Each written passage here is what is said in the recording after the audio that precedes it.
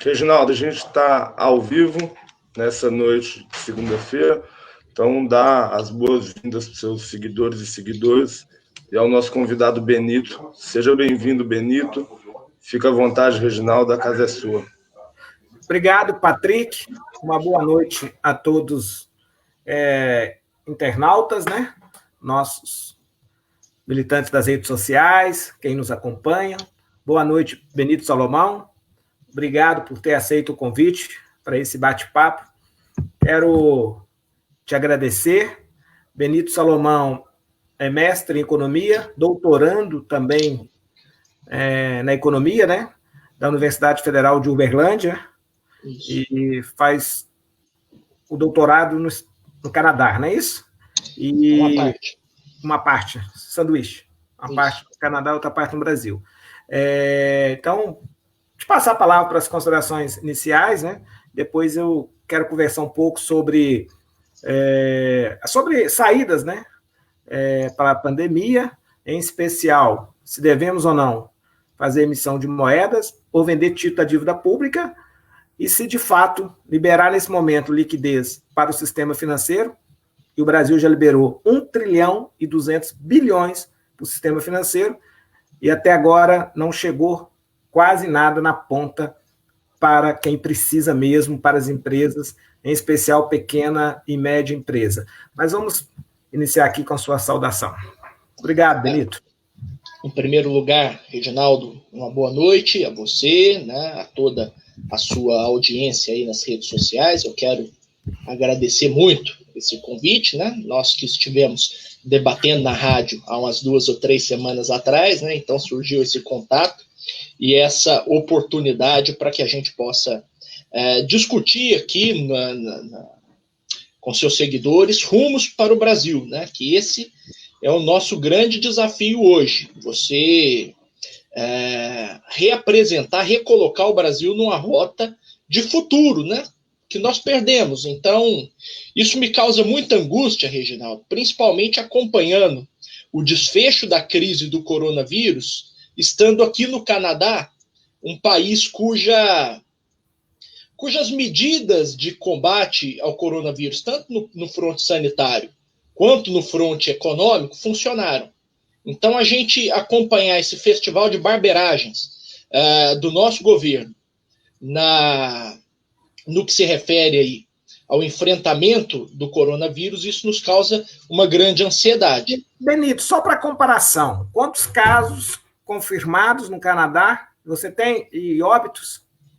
Olha, até a última vez que eu olhei, isso deve fazer uma semana atrás, nós tínhamos, se eu não me engano, algo próximo de 80 mil casos confirmados e 4.500 óbitos. É muito bom lembrar, porque eu acompanhei esses dados quase que diariamente, Reginaldo,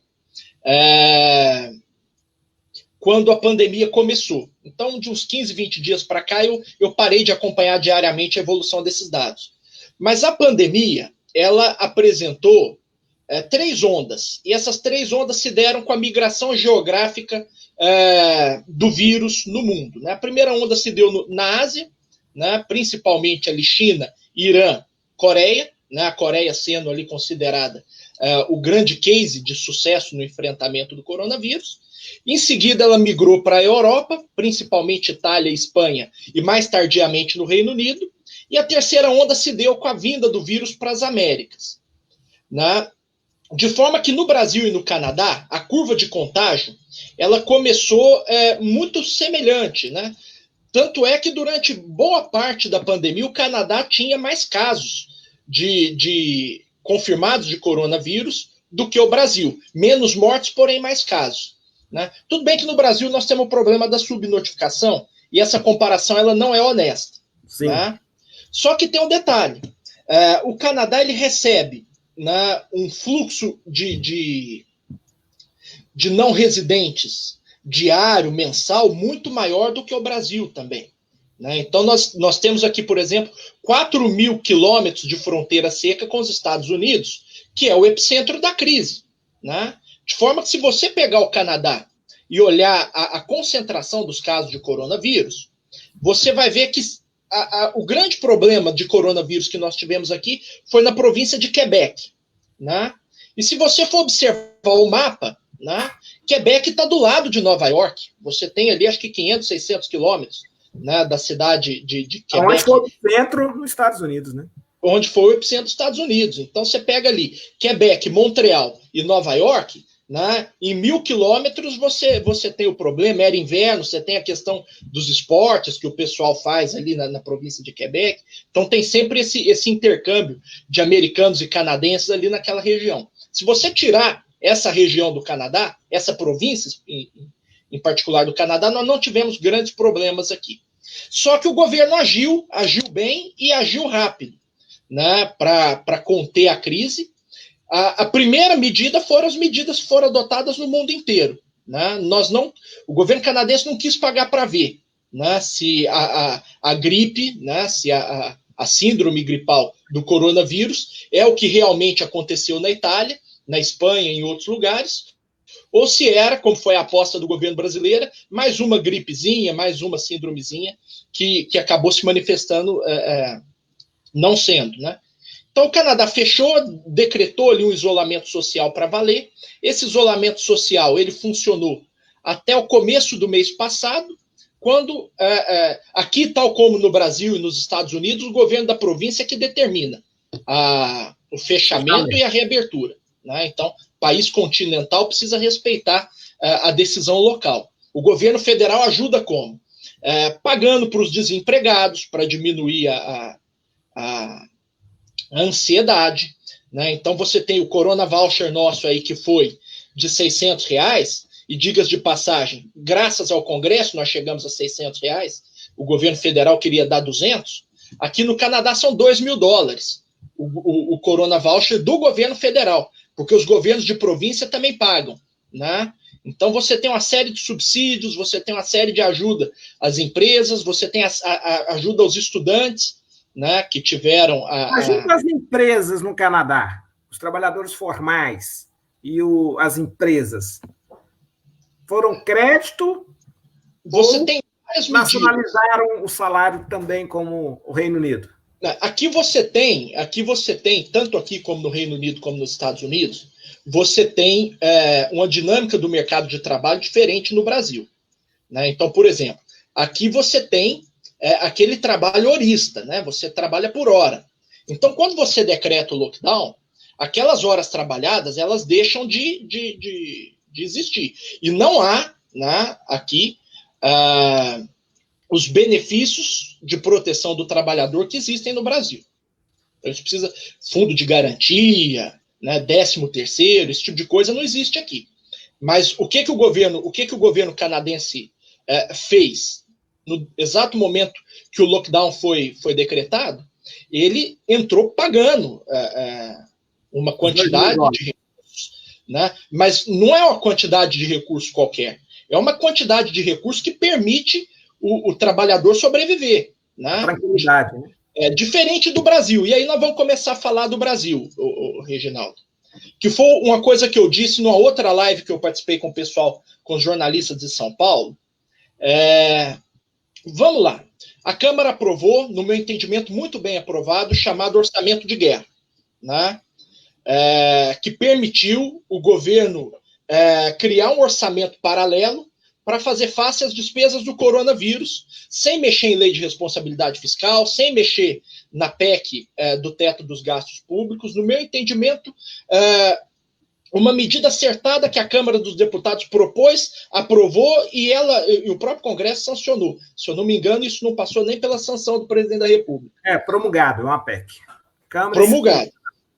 Na questão do Corona Voucher, se você vai gastar pagando R$600 por mês para 38 milhões de brasileiros, você vai gastar, vamos supor aí, eu tinha feito essa conta lá atrás, eu acho que em torno de 90 bilhões em 3 ou 4 meses. O que vai custar. Chegou, na verdade, surpreendeu o governo. O cadastro único do governo federal, feito nos governos anteriores, tinham 77 milhões de brasileiros e brasileiras, que têm uma renda familiar até 3 salários mínimos, foram todos cadastrados no cadastro único. Dos 77 milhões, 40 milhões aproximadamente já são beneficiários do Bolsa Família. Exato. E 37 milhões têm esperança, expectativa, estão na fila para ser incluídos no programa, né? Tem uma renda superior, o que chamam de... acho que é R$522, né? Per capita, então, acima, eles não incluem no Bolsa Família. O que aconteceu? Com a pandemia e a aprovação do auxílio financeiro, você tem 3 grupos. Grupo do Bolsa Família, do Cadastro Único do Bolsa Família, grupo do Cadastro Único, mas que não tem Bolsa Família, e o terceiro, os autônomos e os microempreendedores individuais. Esses cadastraram por aplicativo da Caixa Econômica Federal. Chegamos a 106 milhões de brasileiros e brasileiras. Cadastrados. O governo liberou para 59 milhões, tem 10 milhões em reanálise ou na primeira análise, porque ainda não pagaram a segunda parcela, né, o segundo benefício, depois de 3 meses já de pandemia. Então, nós temos aí 47 milhões de brasileiros e brasileiras esperando algum tipo de apoio e auxílio. O governo falou que ficou surpreendido, mas não tem surpresa nenhuma, Benedito. Nos últimos 5 anos, o Brasil ultrapassou o número de trabalhadores informais. Pela primeira vez, é superior aos trabalhadores formais. Os trabalhadores formais no Brasil são 38 milhões e os trabalhadores informais, 40 milhões. Então, se você somar 77 milhões que já estavam no CAD único, né, com mais 40, daria aí 117, 115, mas é lógico que tem algumas atividades dos trabalhadores autônomos que ainda estão prestando serviço ou produzem bens. Então, eu concordo que plenamente está correto o cadastro. Só tem que o governo nega que tenha condição de atender esses outros brasileiros. E aí, lógico que provocou uma pressão enorme, né, em cima dos gestores locais, com carreatas, e a partir da postura também do Bolsonaro, de falar que é fantasia, né, que é resfriadinho. O Bolsonaro é o maior aliado mundial do vírus. Então, assim, são esses os dados, só para... Então, 59 milhões estão recebendo, o orçamento é uma previsão de 123 bilhões para 3 meses. 123 bilhões. Foi o que eu fiz a conta aqui agora, porque quando eu fiz essa conta lá atrás, se falava 38 milhões de pessoas atendidas, agora são 53. 59. Então, 59. Então, aqui, nas minhas contas aqui, tinha dado alguma coisa próximo de 128 bilhões de pessoas. Ora, Reginaldo, não convém você gastar 160, né? Para quem já vai gastar 120, gasta 160 e paga um salário mínimo para essas pessoas, né? Para que elas não se sintam desprotegidas, porque o que está acontecendo hoje no Brasil, e isso é importante ser colocado, o que faz uma pessoa, em meio a uma pandemia, ignorar todas as medidas de isolamento social propostas pelas autoridades sanitárias e irem às ruas protestarem contra o governo? É a sensação de que o governo não lhe protege. Né? As pessoas no Brasil, elas estão se sentindo desprotegidas. Você acompanhou, né, as manifestações de domingo aqui no Brasil? Foram grandes. Acompanhei, foram grandes. E é isso que eu estou querendo dizer. De todos os partidos políticos contrário à manifestação. Exatamente. Por que as pessoas estão indo à rua? Por que as pessoas querem voltar a trabalhar? Porque elas estão desesperadas. Né? As pessoas não têm um horizonte de futuro mais. Né? E isso é muito ruim, porque você cria um ambiente de medo, de insegurança, e aí você cai na armadilha do baixo crescimento, da falta de expectativa, da falta de confiança. Né? As pessoas entraram no estado defensivo. Né? Alguns empresários, eu participo lá em Uberlândia, minha cidade natal, de grupos empresariais. Né? Eu fui empresário muito tempo e tudo, e tenho muito contato com as entidades. As pessoas, elas querem voltar a trabalhar sabendo dos riscos que elas estão correndo, mas porque elas não têm condições de não trabalhar. Né? Não tem segurança econômica, né? Não tem tranquilidade econômica. Não tem reserva. Tranquilidade econômica. a nossa população brasileira, e isso eu acho que é um aprendizado que essa crise vai deixar, a nossa população brasileira, ela aprendeu a viver sempre no limite da sua renda. O brasileiro não poupa. Ganha de manhã e gasta à tarde. Ele ganha de manhã e gasta à tarde, quando não gasta de manhã, para ver se vai ganhar à tarde, né? Sim. E aí nós vamos entrar daqui a pouco na questão do crédito, né? Que é um gargalo hoje, é um estrangulamento hoje, para que a economia brasileira volte a crescer. Então, Benito, acho que sim, a primeira parte do nosso bate-papo aqui, nós temos convergência em um diagnóstico. O melhor para a economia, para enfrentar a pandemia. E para a economia continuar girando, era de fato, eu acho que nem precisava de tanta fiscalização. Deveria ter atendido os 106 milhões que solicitaram, acreditar na boa-fé, teria evitado esse tanto de aglomerações. Não sei se você acompanhou pela notícia. Teve filas quilométricas, teve cidadão que foi 20 vezes à Caixa Econômica Federal, teve cidadão que foi até na Receita Federal do Brasil, imagina. Cidadão que está pedindo uma renda vulnerável, uma renda mínima, tem que ir na Receita Federal do Brasil para legalizar o seu CPF. E 106 milhões, se fosse um salário, seria 106 bilhões. Nada para a superação de uma crise. Né? 400 bilhões em 4 meses. Então, assim, primeiro, eu acho que será necessário a prorrogação, porque nós estamos aqui, todos os estudos de contaminação interna comunitária apontam que até dezembro nós vamos ter cidades do interior, regiões diferentes, porque aqui nós somos um continente. Tem um movimento da interiorização do vírus e também na periferização do vírus nos grandes centros. Então, nós vamos viver aí vários dramas em momentos diferentes, em regiões diferentes. Né? Teve um estudo agora da Casa Branca, da Universidade de Washington, dizendo que o Brasil pode perder 5 mil vidas por dia no mês de setembro. Seria uma tragédia. Né?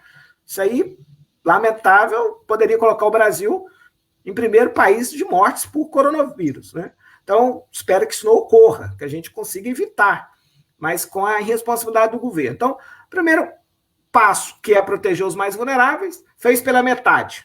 Agora ele está dizendo que concorda com a prorrogação para estender. Né? Eu sempre apresentei um projeto com um salário mínimo e 5 meses, agora está dizendo que pode concordar com a tese da prorrogação, estender o programa, mas com R$200. Voltou à tese dos R$200. Né? Então, queria te ouvir um pouco isso, para a gente encerrar essa primeira parte sobre apoios mais vulneráveis. Né? Então, o governo, na minha opinião, errou, né? Demorou e tem feito pela metade. Eu acho o seguinte, Reginaldo, esse governo, a primeira coisa que nós vamos ter que discutir para solucionar essa crise é saber qual é o encaminhamento que nós daremos a esse governo. Né? Qualquer tentativa de recuperar a economia brasileira, com esse presidente que aí está e com esse ministro da economia que aí está, ela não vai funcionar. Você pode aplicar o conjunto de políticas que for, porque nós vamos ter que colocar o bode na sala e realmente resolver o que nós vamos fazer com esse pessoal que está hoje aí no governo. O Brasil é o caso de tudo que não se deve fazer em termos de combate a uma pandemia. E, olha, é um país privilegiado porque é um dos países que mais tem instrumentos para lidar com esse tipo de problema. Primeiro porque a nossa dívida pública vai crescer agora na pandemia, 10%, 12%, 15% do PIB. A nossa dívida pública ela é 95%, 96% dela indexada à moeda doméstica. Nós não precisamos de dólares para poder rolar os nossos títulos de dívida. O Tesouro Brasileiro vai crescer a dívida pública esse ano em 10%, 12% do PIB, e não vai ter dificuldade de colocar esses títulos, diferente do que está acontecendo na Argentina. A Argentina decretou moratória há uns 10 dias atrás. Né? Por quê? A dívida é dolarizada, você não tem controle. Nós não temos esse problema. Então, assim, se você vai gastar 10%, 12%, 15%... Pelo contrário, Benito, o Banco Central ganhou 600 bilhões com a valorização do dólar. Isso daí depois é uma questão que não podemos falar, porque tem uma desinformação sendo colocada a respeito disso daí pelo grupo bolsonarista, a respeito desse lucro do Banco Central. Mas vamos fazer um parêntese aqui, deixa isso para depois. O Brasil não tem dificuldade de rolar títulos públicos. Se você vai crescer a sua dívida pública esse ano em 10%, em 15% ou em 20% do PIB esse ano, não é problema desde que você resolva o problema sanitário, né, resolva o problema de saúde pública, e desde que você sinalize que você vai pagar isso em 10, 15 anos pela frente. Entendeu? Então você não cria um problema macroeconômico se você criar uma dívida pública esse ano, que essa dívida pública ela vai ser abatida 1,5% do PIB, 1% do PIB por ano, nos próximos 10 ou 15 anos. Você cadencia expectativa. Mas é lógico que para isso o governo tem que ter credibilidade. Né? É por isso que eu estou dizendo, não dá para ser com essa turma que está aí. Né?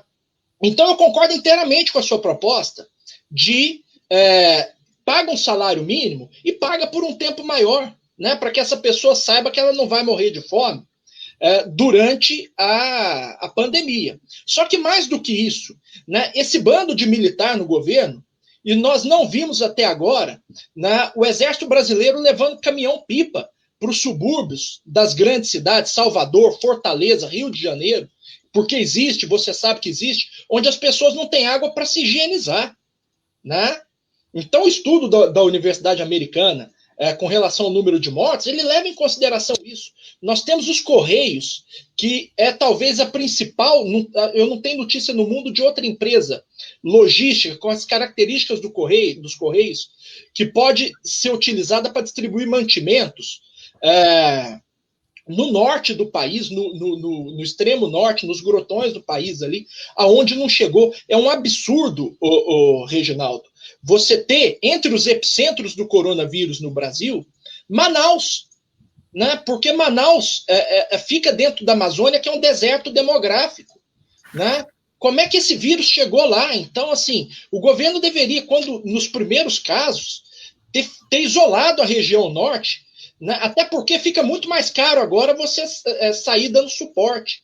Ter isolado a região norte do restante do país ali, né? Chegasse só suprimentos e tudo, para poder proteger aquela população, ao invés de tentar remediar agora. Então, o Brasil foi muito mal no combate ao coronavírus e vai muito mal, né? Eu não tenho a menor esperança de que o Brasil será capaz de conduzir com seriedade medidas de recuperação da economia, né? Então, nós temos dois frontes de medidas de recuperação da economia. Um que nós vamos falar com mais detalhes agora aqui, que é a questão de curto prazo, né? Política fiscal, política monetária, política cambial, isso precisa ser pensado nesse momento, e outro de longo prazo, né? E aí, de longo prazo, nós vamos ter que reconstruir boa parte das instituições que o Bolsonaro e o bolsonarismo estão destruindo no Brasil, como regras ambientais, né? Como a política educacional, né? Como é que nós vamos crescer em longo prazo, né? Sem desenvolvimento tecnológico?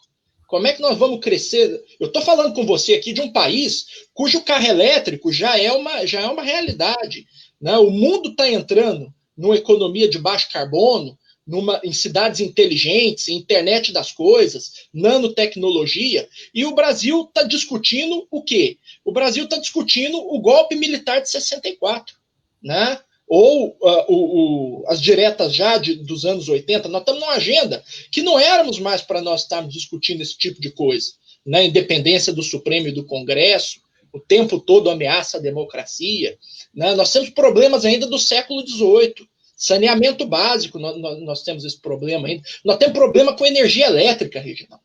Se o Brasil crescer 3% ao ano, esse ano e o ano que vem, esse ano não vai crescer, mas suponhamos que cresça em 2021, 2022, nós vamos ter outro apagão, porque não tem energia elétrica no Brasil, né? E o mundo entrando na energia solar, na energia eólica, se descarbonizando, e o Brasil não tem energia elétrica ainda.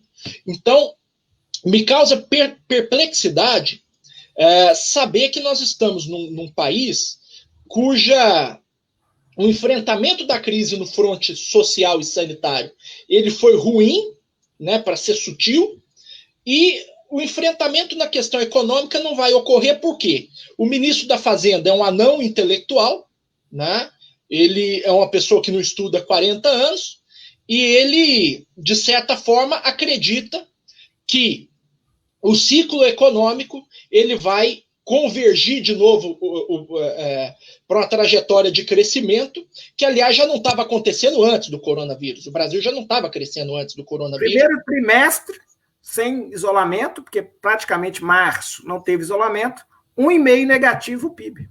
Exatamente. Nós estamos esperando alguma coisa próximo de -9 agora no segundo trimestre. E que também não teve isolamento, né? O mais dramático é isso.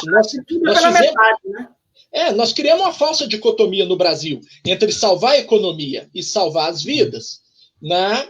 E isso, de certa forma, nós ficamos sem as duas. Né? Nós quebramos a economia sem salvar as vidas. O Brasil é o único país do mundo que está discutindo a reabertura sem ter feito o fechamento. É o único país, né? Exatamente. Está discutindo.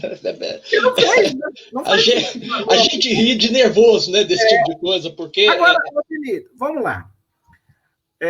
O Brasil, isso é fato, como nós temos reservas cambiais, tem a compra compromissada, que dá ali muita credibilidade a partir dos 400 bilhões de dólares da reserva, de conseguir aí emitir título da dívida pública. Mas é o melhor caminho? Tem economistas que não é da minha matriz política, também nem é do ponto de vista das teorias econômicas, mas tem dito que era possível um novo paradigma para a política econômica. E esse novo paradigma poderia ser testado na expansão monetária do país, com emissão de moeda, e ao invés de financiar esse orçamento de guerra via títulos da dívida pública, poderia ter sido feito com emissão de moedas. Qual é a sua avaliação? Nós já debatemos, eu sei, no canal da TV Universitária de Uberlândia, mas vamos retomar esse debate aqui no nosso canal. Ótimo. Eu acho que essa pergunta é a pergunta crucial. O orçamento de guerra, ele foi uma proposta, se eu não estou enganado, acho que do deputado Rodrigo Maia, no sentido de permitir ao Estado brasileiro que tivesse os instrumentos para combater a pandemia no fronte sanitário e social. Ele não é uma proposta de retomada da economia brasileira. Não. Né? Isso é outra coisa. O financiamento... Ele é um orçamento paralelo, um orçamento extraordinário, que ali você tem liberdade e está autorizado a agir. Gastar. O nome técnico disso é crédito suplementar, se eu não estou enganado.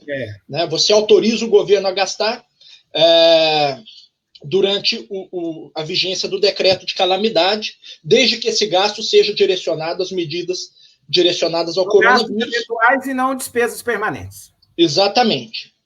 A questão se ele pode ser financiado por título ou se ele pode ser financiado por moeda é uma questão, no meu entendimento, até secundária, porque dentre os artigos do orçamento de guerra, se eu não estou enganado, acho que o artigo 8º, depois a gente olha isso daí com mais calma. Nós permitimos o Banco Central comprar esses títulos. Né? Inclusive secundários.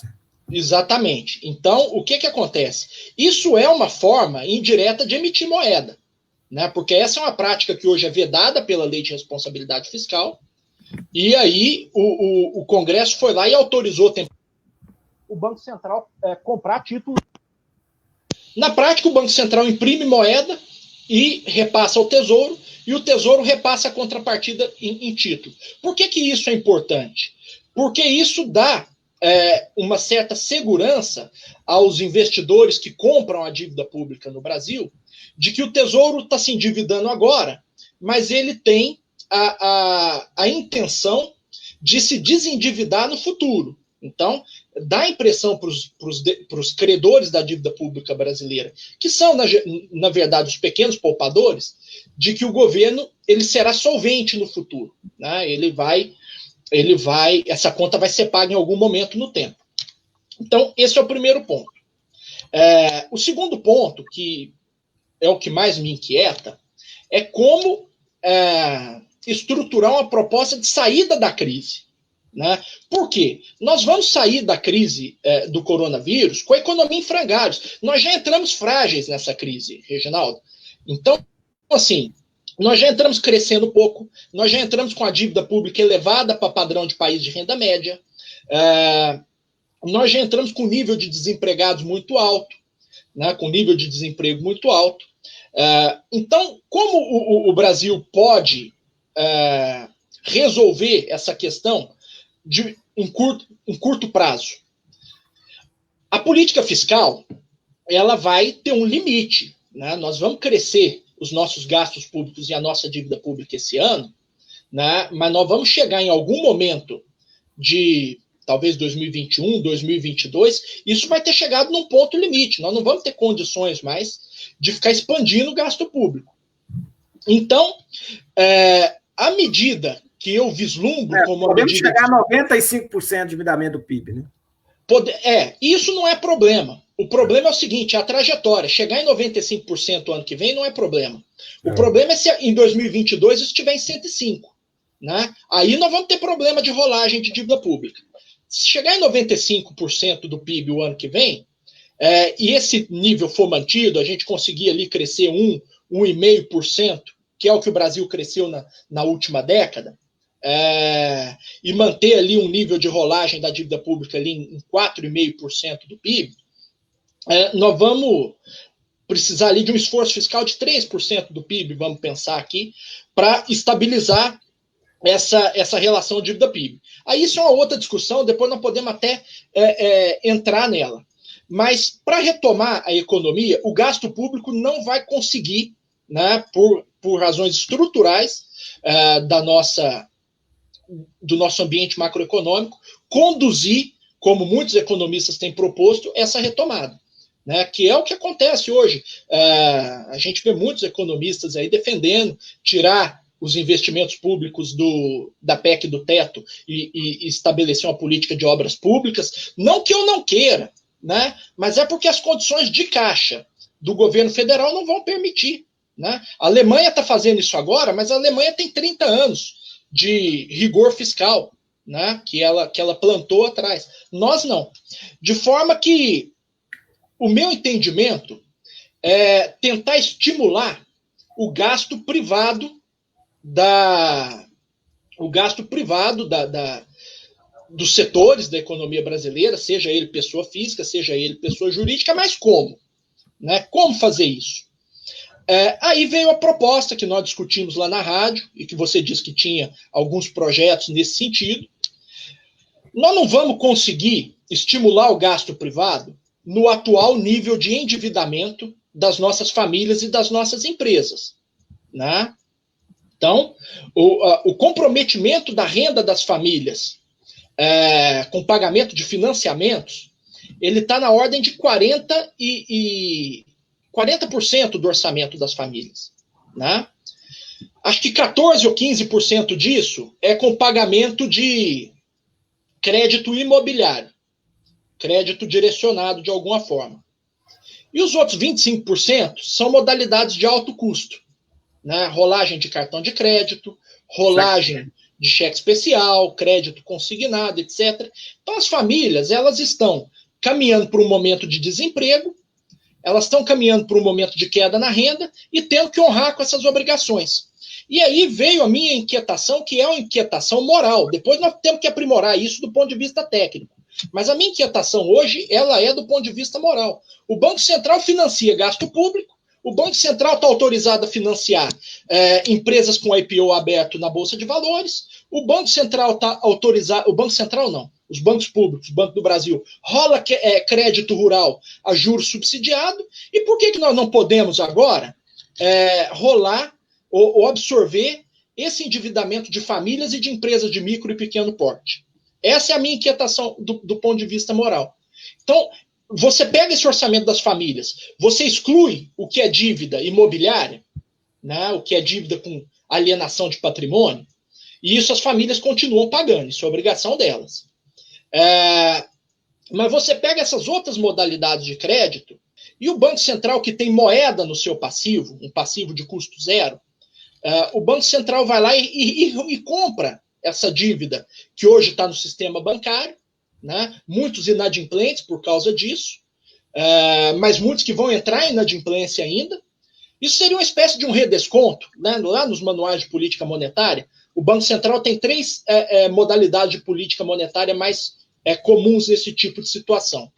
O compulsório, a liberação de reservas compulsórias, não vai funcionar nesse limite, nesse cenário, porque o Banco Central, porque os bancos comerciais não vão disponibilizar crédito num momento de crise como esse. Eles não estão com apetite para risco. Eles não estão com apetite para risco. E estão certos. Foi a primeira ação do governo, de 25% para 17%. Exatamente. Eles não estão errados, né, de não liberar crédito nesse momento.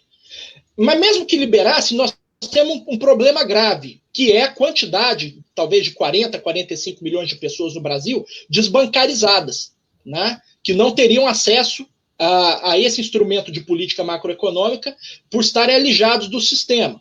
34 milhões endividados, que está sem... Exatamente. Então, você tem 40%, a metade da população.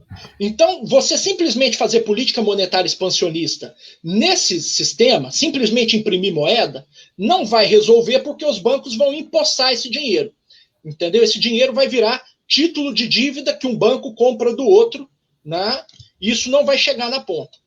De forma que, se você pegar, né, essas famílias que estão ali, endividadas, inadimplentes, com essas modalidades de cheque especial, crédito consignado, esse é um recurso que já está no orçamento das famílias. Só que, em vez de ele ser direcionado ao consumo, ele está sendo direcionado para pagamento de dívida. O Banco Central vai absorver isso, ele vai repassar moeda para os bancos comerciais, vai liquidar essas dívidas, vai limpar esses cadastros das famílias, e as famílias vão estar liberadas para fazer o que bem entenderem no seu orçamento, né? Aquelas famílias que entenderem que precisam aumentar o seu consumo, elas vão fazer. Aquelas famílias que entenderem que vão precisar poupar para o período seguinte, elas vão fazer. Só que você cria, né? Você salva as pessoas nesse cenário. Mas qual que é a conta, Benito? 130 bilhões eu somei, porque eu apresentei o projeto, são 64 milhões de brasileiros no birô de crédito. Birô, Serasa, né? Esses birôs de crédito. Então, a média é R$ 3.600. A metade é R$ 1.000, pagando juros de 10%, 8% por mês. Então, é um absurdo, né? Sem falar do cartão de crédito. Então, para o governo fazer uma redesconto, uma compra, ou uma nacionalização desta dívida, 180 bilhões, para você reabilitar 64 milhões de brasileiros na economia e no consumo. Você falou, mais importante, porque parte desse recurso, parte do salário que o trabalhador, esses 64 milhões, tem mensalmente, uma parte está sendo extraída para o sistema bancário. O meu projeto ele é até mais ambicioso, o Reginaldo. O meu projeto, assim, a minha ideia, né? Ainda não transformei isso num projeto. A minha ideia é também direcionar isso a pessoas jurídicas, principalmente as de micro e pequeno porte. Sim, né? O que eu queria. Esse bate-papo nosso aqui vai significar um novo projeto de lei à Câmara dos Deputados. Porque, depois que nós fizemos o primeiro debate, qual foi a ideia? Eu tinha apresentado o PL, um pouco naquela ideia que o Ciro Gomes apresentou, né, tirar as pessoas do SPC. Eu sempre tenho dado crédito, né, honestidade intelectual ao Ciro Gomes, apesar que, se você olhar no programa dele, ele não detalhou como que se daria esse processo. O processo a nossa ideia é diferente da dele. A nossa ideia, a dele seria custeada pelo Tesouro. A nossa ideia não tem custo fiscal. Ela é uma ação do Banco Central. Ela não tem custo. Então, e também, mas ele não explicou muito como que seria. Ele fala que era o BNDES, mas não está bem detalhado. Também busquei um pouco na experiência de Portugal. Portugal implementou, de fato, a retirada das pessoas da inadimplência. Depois, quando começou a pandemia, eu apresentei projeto para micro e pequena empresa. E também projeto para os hospitais. Porque nós também temos 1.700 hospitais que, em Minas Gerais, prestam serviço em 60% da média e alta complexidade ao sistema SUS, que acumularam nesses 30 anos do SUS, pela política de subfinanciamento, que é verdade. Tem gestão, mas também tem subfinanciamento. E mais, agiotagem do sistema bancário comercial, faz com que estas casas de saúde, depois de uma dinâmica executiva de administração, ter melhorado a sua política financeira, fiscal, mas não consegue quitar o passivo, né? As suas dívidas que estão presas nesses juros compostos. Então, também é necessário pensar, e a gente tem que agregar nesse projeto, esta recompra, né, das dívidas dos hospitais.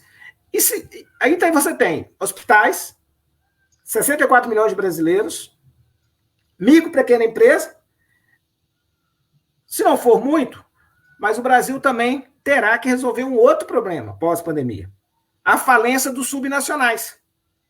Os estados estão quebrados. O seu estado, você está acompanhando, o nosso estado, Minas Gerais, não tem calendário para pagar o salário dos servidores públicos, 350 mil professores da escola básica, mais 300 mil outros profissionais da área de saúde, da fazenda, os outros técnicos.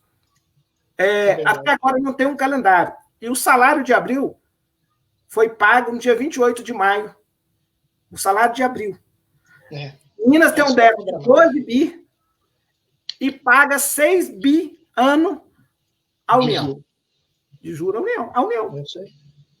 E tem aquela herança, não sei se você acompanhou, da Lei Candir, que foi a lei que o Fernando Henrique fez em 95, com a dolarização da economia. Ficou difícil exportar a nossa proteína animal, proteína vegetal e minério. Ele retirou, ele fez uma invasão de competência federativa, retirou o ICMS na exportação e, a partir daí, ele quebrou os subnacionais, que tem repercussão nos municípios, porque o ICMS é 25%, cota parte para os municípios. Na questão... O problema é isso que você fala, como olhar para o futuro? Pensando da mesma forma que pensa Paulo Guedes e Bolsonaro, não tem futuro. Não só não tem futuro, Reginaldo, eu queria dizer aqui, né, nós temos hoje, no Brasil, problemas que nós não tínhamos em 2018. Então, o Bolsonaro não só não resolveu os problemas, porque o Brasil estava cheio de problema na eleição de 2018. Já vinha crescendo pouco, já tinha um alto nível de desemprego, o Brasil já tinha uma desigualdade social que estava voltando a crescer depois de quase 20 anos aí de queda, informalidade, queda na renda, problema de saneamento básico. O Brasil já tinha muitos problemas em 2018. O Bolsonaro não só não resolveu nenhum desses problemas, como ele criou um bocado de novos problemas que nós não tínhamos. Nós não tínhamos problemas diplomáticos, né? Eu estou falando com você aqui de outro país e eu gostaria que o seu público soubesse que a fama no Brasil fora, no exterior, tá horrível, né? A fama do Brasil está horrível, né? As pessoas perderam a confiança, a empatia que o Brasil sempre vendeu fora. Nós não tínhamos problemas ambientais, com gestão do meio ambiente. Passamos a ter, né? A nossa política educacional ela sofreu vários retrocessos sob a administração desse cidadão que aí está, né? Desculpas ideológicas, perseguições ideológicas, enfim. Nós passamos a ter problemas que nós não tínhamos antes, insegurança jurídica. Nenhum país cresce, Reginaldo, escondendo dados, né? E hoje nós vemos essa tentativa, no meu entendimento, inusitada, de se esconder os dados do coronavírus, mas isso é uma política de Estado, né? O que se faz com o aparelhamento da PGR, o que se faz com o aparelhamento ali, com a tentativa de aparelhamento das instituições de controle, é uma tentativa de blindar a população de algumas informações, né? Nós não podemos esquecer que há poucos meses atrás ele tentou burlar a lei de acesso à informação, né? Tentou incluir documentos que são públicos no rol de documentos que são sigilosos. E graças a Deus nós ainda temos um Supremo Tribunal Federal que tem imposto os contrapesos e não permitido que esse tipo de coisa aconteça, porque você começa a perder a confiança no dado, né? E esse é o pior dos cenários, porque como você vai decidir se você vai investir... Esconder os números de óbitos não resolve o problema da pandemia. Não além resolve. de ser autoritário, criminoso, irresponsável, o que está por trás é dificultar o enfrentamento à pandemia. E mais do que não resolver, Reginaldo, você não resolve e você cria um problema adicional, que é o esfarelamento da confiança no país. Né? Uma pessoa que tem aí, vamos supor, 20, 30, 40 bi para investir... Viu, Benito? Porque ele tenta alimentar o gabinete de ódio e o fake news, dizendo que tem prefeitos, governadores enterrando pedra no caixão. Dá para acreditar? Não ele, mas ele alimenta uma base fundamentalista, radicalizada, para continuar reproduzindo fake news. Nós estamos chegando num nível assim no Brasil. Não dá para acreditar um negócio desse. Assim. Não dá. É lamentável, porque eu uso pouco o WhatsApp como ferramenta assim uso pouco. Mas durante essa pandemia eu tive um pouco mais de tempo livre e comecei a olhar mais o que circula. E assim, são coisas de um certo nível de delírio. Não tem filtro, né? A única rede social sem filtro, eles montaram um esquema de disparo em massa com alguns empresários, com Caixa 2. Com gente financiando. Né? Contra a verdade, né? Contra a democracia, contra instituições. Agora, eu espero que isso acabe, né? Eu espero que as punições, né, pelo que a gente viu aí dos mandatos de busca e apreensão, né, eu espero que isso acabe, que isso sirva de lição, né, porque é uma coisa muito perigosa isso. É uma coisa muito perigosa e isso certamente vai ter em reflexo nas eleições de prefeito desse ano, né, porque por trás dessa narrativa construída com base em notícias falsas, existe uma tentativa de se destruir reputações. Né, reputações de políticos aliados, adversários nossos, não sei, mas existe uma tentativa de destruir reputações com base nisso. Daí isso me preocupa muito, porque você destrói a reputação, você vilipendia a política, mas você não coloca nada no lugar. Né? Nós vilipendiamos a atuação política aqui de pessoas que são decentes, que são honradas e tudo, e nós substituímos por isso, que aí está. Né, e que não é sustentável. E a população sofrendo. Né, porque o grande problema disso tudo é que a nossa população continua sofrendo, e o pior, né, a nossa pobreza relativa ao mundo que deu certo, ao mundo desenvolvido, ela vai só crescendo. Né? O mundo não está deixando de ser mundo, Reginaldo, e aqui eu queria falar um pouquinho sobre a agenda de longo prazo. Né? O mundo está discutindo essa pandemia, a saída dessa pandemia, com base em investimentos em cidades inteligentes, em energia solar, né? País com pouca incidência de sol,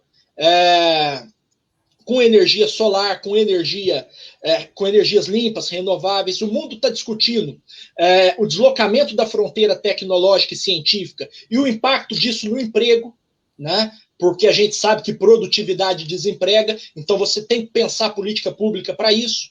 Né?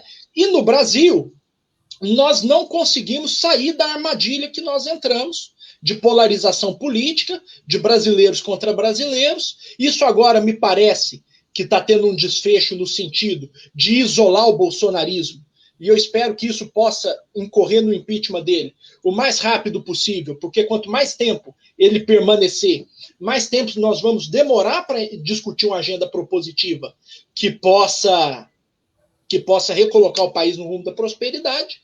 Né? Mas o fato é que, enquanto isso não acontece, o mundo caminha para uma direção e o Brasil continua parado nas suas próprias contradições internas, empobrecendo e a nossa população sofrendo.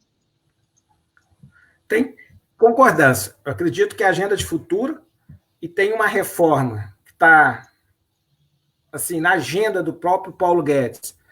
Ele ainda não teve coragem de manifestar a posição do governo, porque ele não enviou para a Câmara nem para o Senado nenhuma emenda constitucional, é a reforma tributária.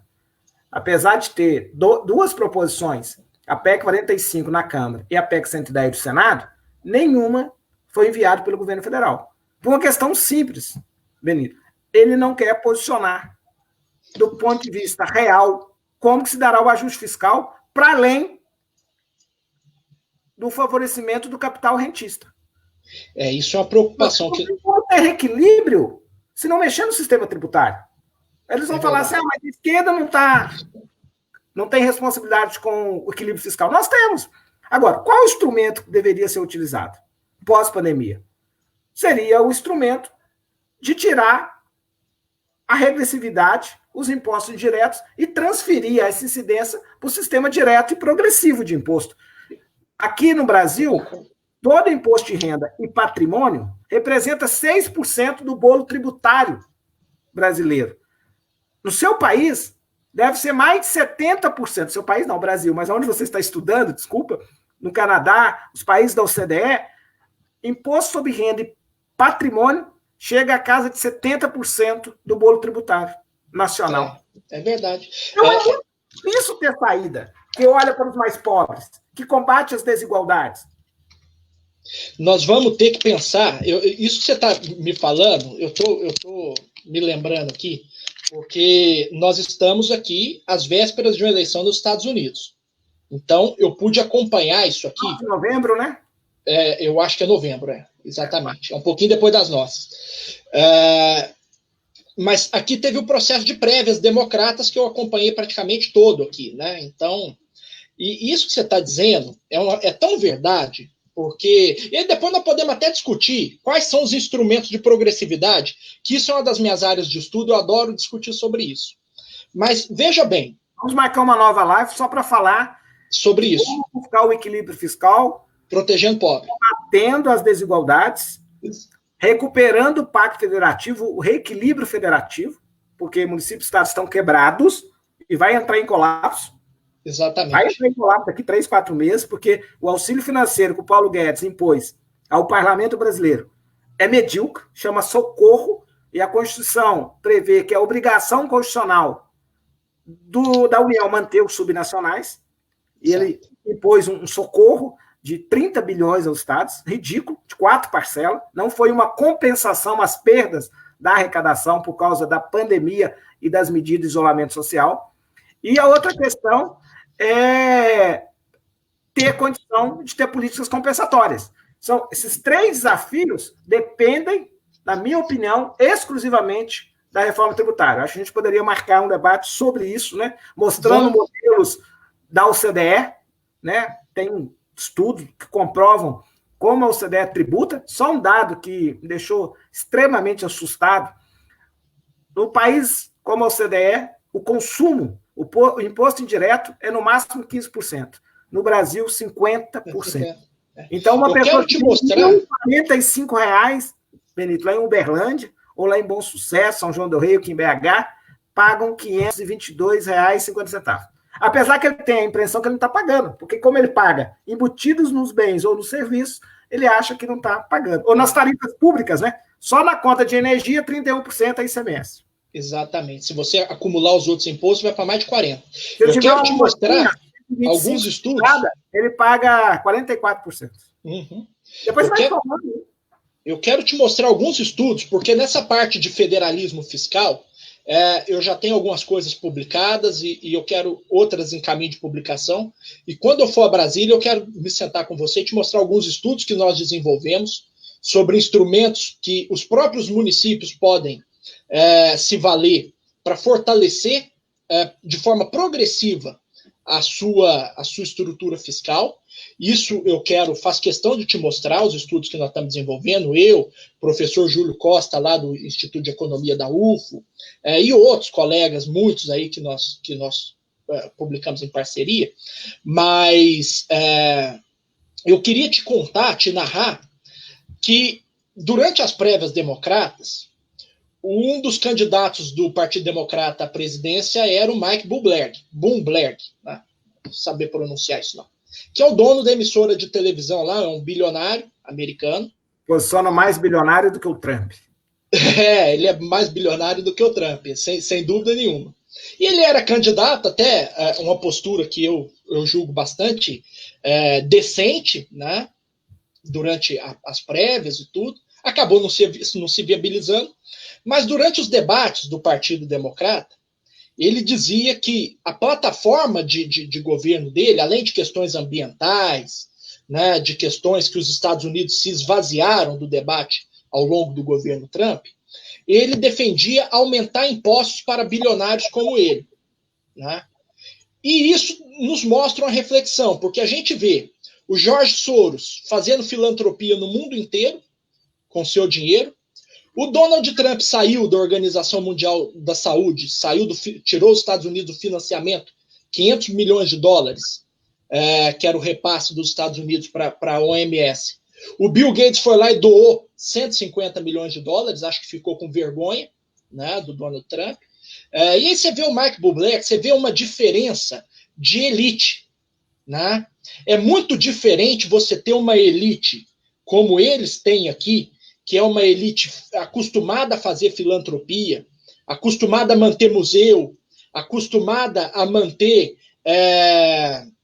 enfim, a ciência, desenvolver a ciência, do que ter uma elite como a nossa aí, que faz aquelas lives horrorosas com o Bolsonaro ali, que tinha até um cara de cueca outro dia lá no meio da live, pedindo para reabrir a economia sem que as condições sanitárias permitissem. Então, nós temos que também fazer aqui a nossa crítica de economia política. Né? O que a nossa elite vem atrapalhando o Brasil, e aí não só desse governo, mas desde governos anteriores ali, né, que a nossa elite, inclusive a elite industrial, vem se beneficiando de recursos públicos subsidiados, de financiamentos públicos subsidiados, e não querem dar a sua contrapartida. Né? A Bolsa Empresário aqui no Brasil, de renúncia fiscal, como também nos Estados Unidos, é muito gritante, é muito desigual. 4% do PIB no Brasil. 400 bilhões de reais. É muito dinheiro. É muito dinheiro. E a Bolsa Família, as pessoas fazendo fake news, sem olhar os números, a transparência do orçamento, dos gastos. 50 bilhões. 30 e poucos bilhões. Então, você pega um cidadão que recebeu um fake news, ele, pela bondade cristã dele, ele acha que está sendo um custo exagerado para o Estado, 30 bi. E patrocina um sistema político, às vezes elegendo deputados, senadores, que vão sustentar um sistema que dá a Bolsa Empresária de 400 bilhões. É imoral. Esse é o fiscal que nós vamos ter que fazer. É imoral, e vou te dizer mais, Reginaldo. Eu fui a favor de todas as medidas de contenção fiscal que se sucederam entre 2015 e 2019. Eu fui a favor da reforma da Previdência, eu fui a favor da PEC do teto, eu fui a favor da reforma que vocês fizeram aí da TJLP, né? Só que se construiu, a partir dessas reformas, um espantalho que se chama funcionário público.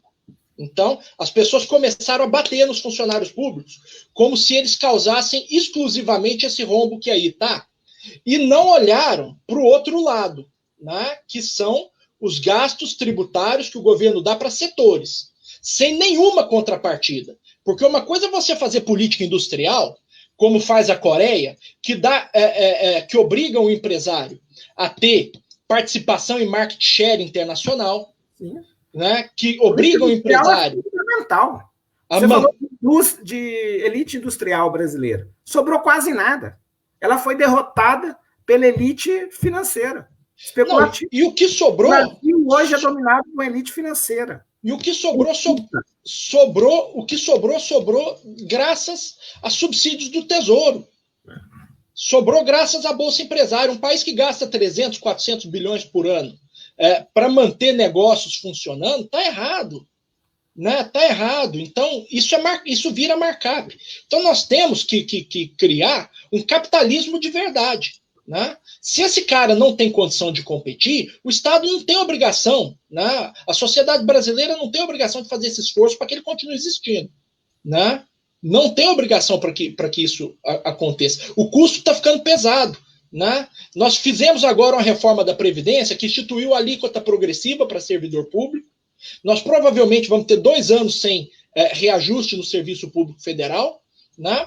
E nós vemos ainda muitas críticas aí ao custo do servidor público no Brasil. Quer dizer, eles acabaram de dar uma contrapartida enorme para o ajuste fiscal no Brasil. Né? O ajuste fiscal que se dará a partir de 2021 não pode recair de novo sobre eles. Né? Precisa recair agora sobre outros grupos. E nós temos que ter a coragem de chegar e falar isso. Falar que existe programas de subsídio à indústria automobilística, né? Discutir, se for o caso, Simples Nacional, né, que é um programa de renúncia fiscal que no mundo inteiro ele se limitaria a empresas que faturam até $100 mil ano. No Brasil são 4 milhões de reais que os optantes pelo Simples podem enquadrar nesse limite, e isso causa uma perda de receita para a União.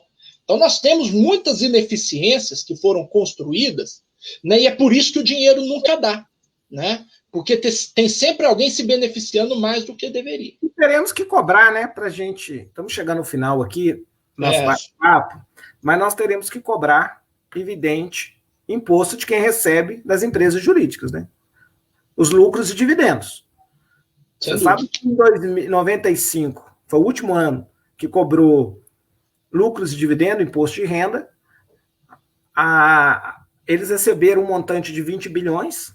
De lá para cá, as pessoas deixaram de receber salários, foram recebendo lucros e dividendos, e chegamos na declaração de imposto de renda de 2018 com a renúncia de 400 bilhões, ou seja, 2,100 milhões de brasileiros não recebem salário, recebem um salário, sei lá quanto salário de prolabore, mas receberam esses 2,100 milhões de brasileiros, que é 1% da sociedade, 400 bilhões de reais, que se fosse tributado pelo imposto que você paga, 27,5%, a maioria dos trabalhadores brasileiros pagam, quem é aposentado por 2 salários mínimos paga, que é uma vergonha cobrar até 5 salários mínimos, acho que cobrar imposto de renda é uma vergonha, é criminoso contra a economia de mercado, contra o consumo. É socialmente. E chega numa sonegação, né, de 110 bilhões de reais. Aí não tem jeito. Ou seja, fazer ajuste, sem mexer nessas variáveis, né? Pôr sobre fortuna, herança, lucros, dividendos, combater a renúncia fiscal, né, a função social da propriedade. Ou seja, não vai ter equilíbrio nunca. O equilíbrio sempre pelo lado dos mais pobres, pelos trabalhadores, sistema tributário regressivo. E aí não tem saída, Benito. Benito, muito obrigado. Quero passar aqui para você fazer considerações finais. Agradecer, mas nós vamos marcar uma sobre essa questão da reforma tributária. Até o final de semana eu te envio o projeto, pensando todas essas tentativas de fazer um programa de recompra, de desconto, né? Vamos ver qual o nome que nós vamos tratar esta matéria, mas o mais importante para a gente ajudar aí a pensar saídas para recuperar os 64 milhões de brasileiros super endividados. Não é super, mas para quem ganha um salário mínimo e fica pagando 10% de taxa de juros mensalmente, ele se torna super endividado, né? E também ajudar o pequeno e a microempresário, que são 99% das nossas organizações empresariais e geradora de 70% dos empregos no Brasil, né? Então, obrigado. Com você a palavra. Eu quero te agradecer, né? Agradecer muito aí a sua audiência, né? Por essa oportunidade da gente estar aqui conversando, dizer que é sempre bom, né? A gente oxigenar o debate público de ideias novas, né?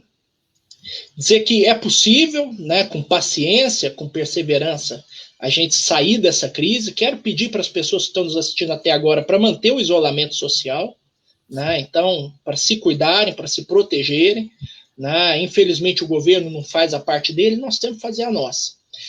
Quero deixar os meus canais aqui, né? Benito Salomão, no Facebook, no Twitter, no Instagram, no YouTube, né? Onde nós levamos esse tipo de discussão também. Se as pessoas quiserem aí nos acompanhar, então nós vamos estar lá.